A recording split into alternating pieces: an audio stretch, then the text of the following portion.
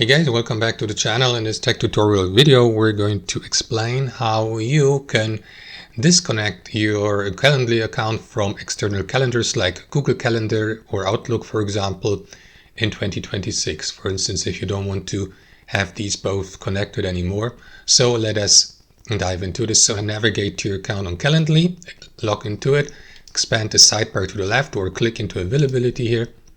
Here next, switch from schedules to calendar settings, and here under calendar settings you will see the listed calendars you have already connected. So next to the given external calendar, like Google Calendar in this case here, you will see that X button. Click into it to disconnect, confirm. As you can see, there's no need to confirm. You simply click into that X button, and that is going to disconnect your external calendar, be it Outlook or Google Calendar, with Calendly, which will also stop the synchronizing. So keep that in mind, guys. So from now on, your events you schedule or create or meetings here in Calendly won't be transferred or synchronized with your external calendar anymore after the disconnection. So that's it. Thanks for watching. Hope you enjoyed it, got some value from it, and we'll see you later on our channel.